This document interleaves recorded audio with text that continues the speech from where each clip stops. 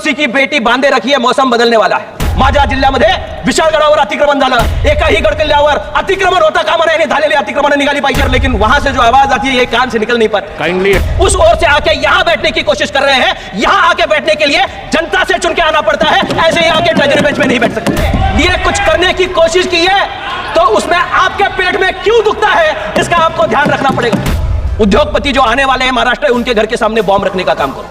अभी बिहार बोला, उसके बाद महाराष्ट्र का मौका आया है और बजट में आपका मैं अभिनंदन करना चाहूंगा, वित्त मंत्री जी का अभिनंदन करना चाहूंगा कि उन्होंने सारे राष्ट्र को आगे ले जाने का, एक समूचा राष्ट्र बनाने का स्वप्न देखा और उसे साकार करने के लिए इस ऐतिहासिक बजट को आपके सामने मद्देनजर रखा है.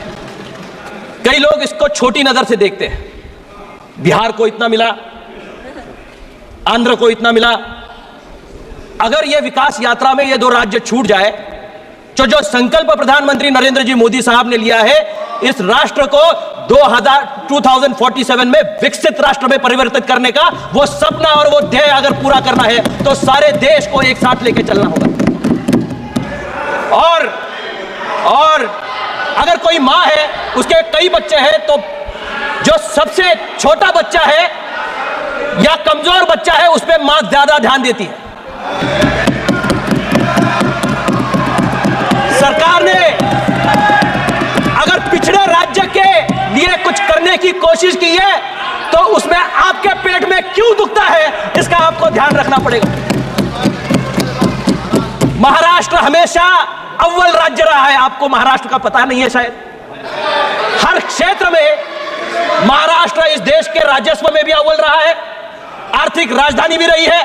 महाराष्ट्र ने हमेशा ही राष्ट्र की उन्नति का काम किया है, कभी उसको पीछे खींचने का काम नहीं किया. और इस बार भी राष्ट्र को आगे बढ़ाने के लिए महाराष्ट्र कंधे से कंधा मिलाकर केंद्र सरकार के साथ महाराष्ट्र राज्य की सरकार खड़ी है. मैं कुछ आंकड़े संसद के सामने देना चाहूंगा.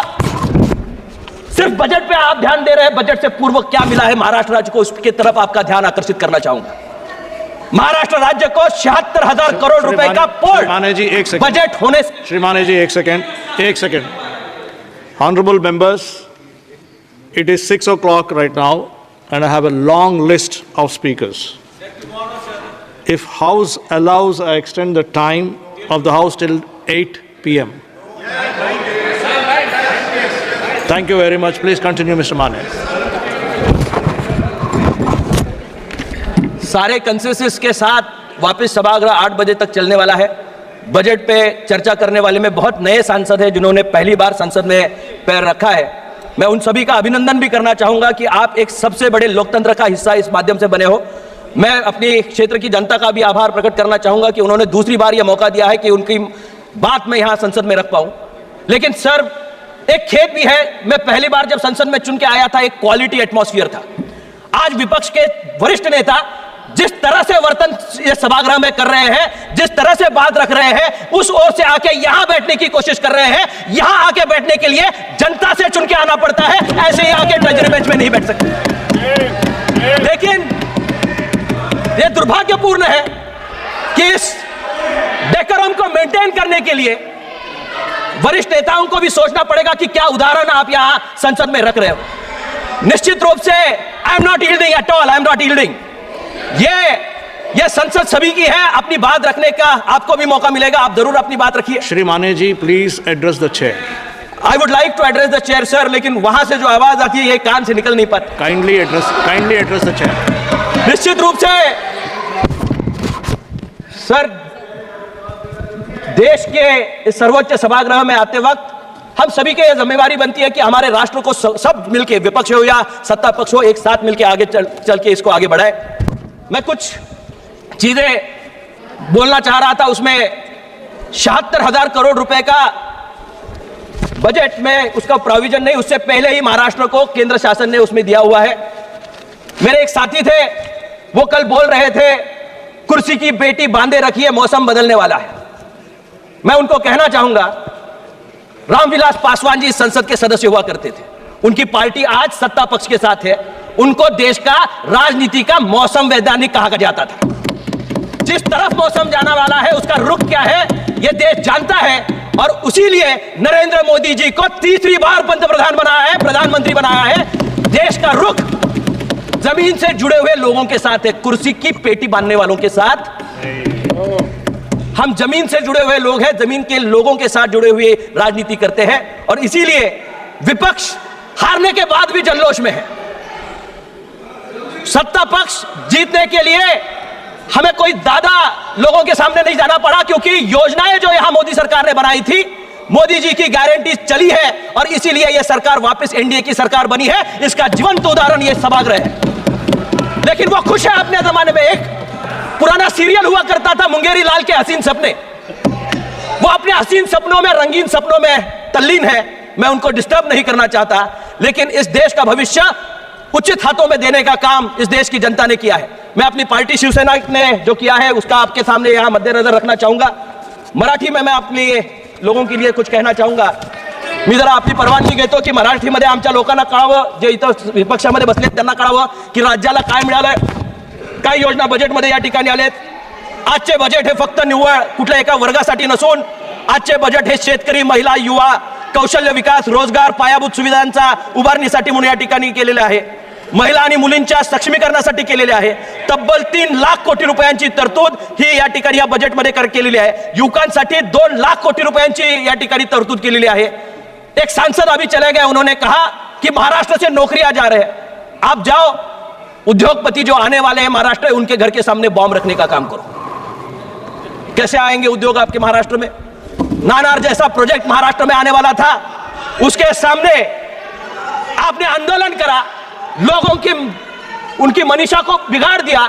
2 लाख नौकरियां महाराष्ट्र में बनने वाली थी, उसको विरोध करने का काम इन लोगों ने किया। और आज ये कहते हैं कि महाराष्ट्र में उद्योग नहीं आ रहे।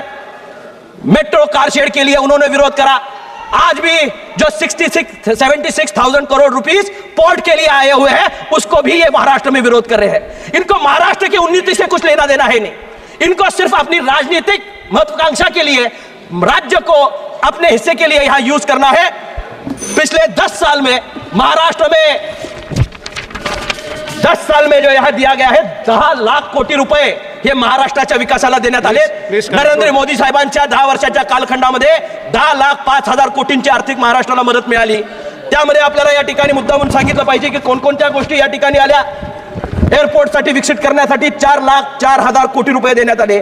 6 पदरी अटल सेतूसाठी म्हणून निधी देण्यात आला। पालखी सोहळ्यासाठी म्हणून 11,000 कोटीचा या ठिकाणी निधी देण्यात आला। रेल्वेसाठी म्हणून 5800 कोटी रुपयांचा या ठिकाणी निधी देण्यात आला। मत्स्यपालनासाठी म्हणून 2600 कोटी रुपयाचा निधी देण्यात आला। महाराष्ट्राच्या साखर कारखानदारीसाठी म्हणून 10,000 कोटीचं पॅकेज हे महाराष्ट्र शासनाला या ठिकाणी देण्यात आलं। या विविध पातळीवर महाराष्ट्राला पुढे नेण्याचं काम केंद्र या ठिकाणी करत असताना मी आपल्याला या ठिकाणी अध्यक्ष महोदय विनंती करतो की पुराची परिस्थिती माझ्या मतदारसंघापासून ते ग्रामीण भागातल्या या ठिकाणी अनेक महाराष्ट्रामध्ये कानाकोपऱ्यापर्यंत येते। त्याच्यासाठी सुद्धा 3,000 कोटीचं वर्ल्ड बँकेकडून पॅकेज देण्यात आलंय। केंद्र शासनाने सुद्धा त्याला भरीव निधी त्या ठिकाणी देण्यात यावा की ज्याच्यामुळे या ठिकाणी त्याला मदत त्या ठिकाणी व्हावी। गड किल्ले हे महाराष्ट्राचं सौंदर्य आहे, महाराष्ट्राचं भूषण आहे। शिवछत्रपतींच्या गड किल्ल्यांवर अतिक्रमण माझ्या जिल्ह्यामध्ये विशाळगडावर अतिक्रमण झालं, माझ्या जिल्ह्यामध्ये विशाळगडावर अतिक्रमण झालं। त्याच्यावर या ठिकाणी उद्रेक निर्माण झाला। मला आपल्याला विनंती करायची आहे, एएसआयचं याच्यावर मॉनिटरिंग झालं पाहिजे। एकाही गड किल्ल्यावर अतिक्रमण होता कामा नये, झालेली अतिक्रमण निघाली पाहिजेत। याच्यासाठी केंद्र सरकारने या ठिकाणी लक्ष घालावं आणि महाराष्ट्राच्या विकासाला यापूर्वीही नरेंद्र मोदी सरकारने बळ दिलंय, या पुढच्या काळामध्येही एकनाथ शिंदे आणि नरेंद्र मोदी साहेबांच्या नेतृत्वाखालील महाराष्ट्रामधलं सरकार हे अतिशय चांगल्या पद्धतीनं काम करतं आणि याच्या पुढच्या काळामध्ये सुद्धा राष्ट्र निर्मितीच्या काळामध्ये महाराष्ट्राचं योगदान तसंच राहील। एवढ्या शब्दांसह मी माझ्या शब्दांना विराम देतो। जय हिंद, जय महाराष्ट्र। धन्यवाद महाराजी। विशाळगडावर 157 अतिक्रमण आहेत, त्यापैकी 6 जणच न्यायालयात गेलेले आहेत। तरीही प्रशासन अतिक्रमणाचा विषय न्यायप्रविष्ट असल्याची दिशाभूल करीत आहे। मात्र आता मुख्यमंत्री एकनाथ शिंदे यांनी अतिक्रमण काढण्याचा निर्णय घेतला आहे। सर्वच गडावरील अतिक्रमण काढावे अशी मागणी असणार आहे, अशी माहिती खासदार धैर्यशील माने यांनी दिली आहे। वारंवार वाद घडवून कोल्हापूरला प्रशासनाला संभाजीराजे यांना लोक बदनाम करण्याचा प्रयत्न करीत आहेत का, असाही प्रश्न त्यांनी उपस्थित केला। विशाळगड अतिक्रमण प्रश्नी ते म्हणाले, छत्रपती संभाजीराजे यांनी विशाळगडावरील अतिक्रमण काढण्यासाठी पाठपुरावा करीत होते, प्रशासन त्याकडे दुर्लक्ष केलं। त्यांची यापूर्वीच सर्व आंदोलने, मोर्चे संयमी होते। विशाळगडावरील अतिक्रमण काढावे या मागणीसाठी संभाजीराजे जाण्यापूर्वीच वाद सुरू झाला। याचं समर्थन करणार नाही, मात्र प्रशासनामुळे हलगर्जीपणा आणि दुर्लक्षपणामुळे चुकीचा प्रकार घडला. वाद घडवून राजकीय पोळी भाजून घेण्यासाठी कोण सक्रिय आहेत का याचाही शोध घेण्याची गरज आहे. त्यांनी भर सभागृहात पिक्चरच्या डायलॉगने सुरुवात केली आणि भाषणाचा शेवट खणखणीत मराठीत केला. विरोधकांना घेरलं, अरविंद सावंत यांच्या प्रश्नाचं उत्तर देखील दिलंय. शिंदेच्या शिलेदारानं मैदान गाजवलं. आता यावर तुम्हाला काय वाटतं? तुमचं मत कमेंट बॉक्समध्ये लिहायला विसरू नका. व्हिडिओ आवडला असेल तर जास्तीत जास्त शेअर करा. आणि आतापर्यंत मराठी जनता, आपण आपल्या या चॅनलला सबस्क्राईब जर केलेलं नसेल तर चॅनलला सबस्क्राईब करा.